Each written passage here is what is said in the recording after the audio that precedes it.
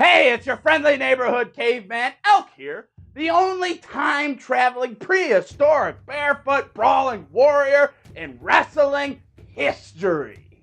Now this week, I'm going to ask you to sit back, relax, grab a tub of popcorn and a liter of cola, because today we're going to the movies. That's right, today I'm giving you a list of Elk's favorite movies about wrestling. So right off the bat, I'm probably going to anger a few people with the first entrant on this list because it's not about pro wrestling at all. It's about amateur wrestling. But this is my list, so you can go suck a raptor egg.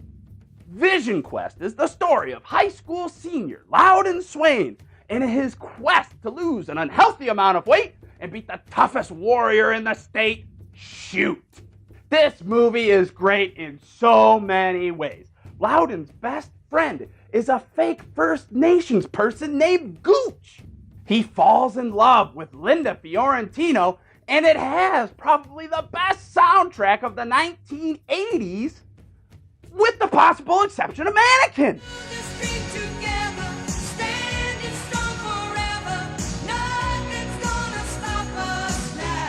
We had Madonna, John Waite, Ronnie James Dio, and perhaps the greatest song of all time, Lunatic Fringe by Red Ryder. That was fire! And I know because I'm a caveman and I really like fire.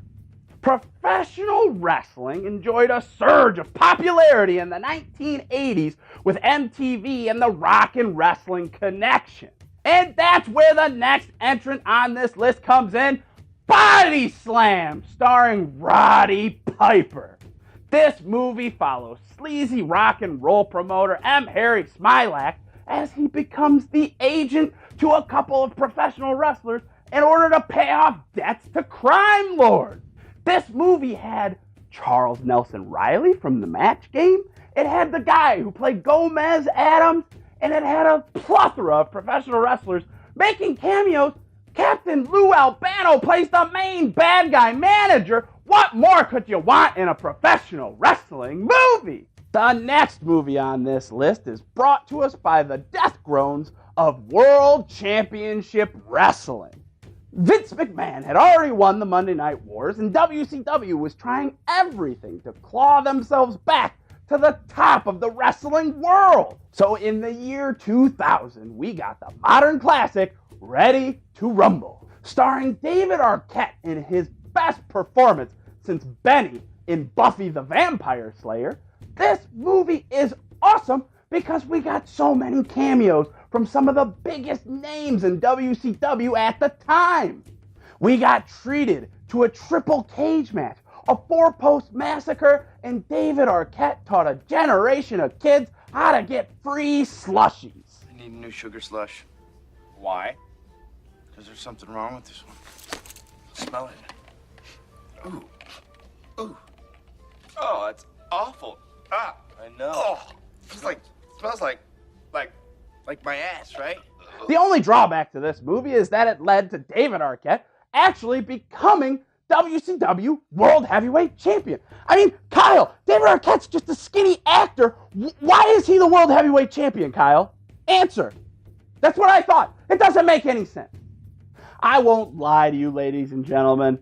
I am a Hulkamaniac, and I know Hulk Hogan is all over my lists, and he's in every video I make, but I can't help it. I've got the red and yellow running through my veins, and that's why the next entrant on this list is No Holds Barred. This movie was written. Then Vince McMahon and Hulk Hogan got a hold of it, read it, didn't like it, got a hotel room, and stayed up for 72 hours in order to rewrite the entire thing. So that tells you what kind of movie this is.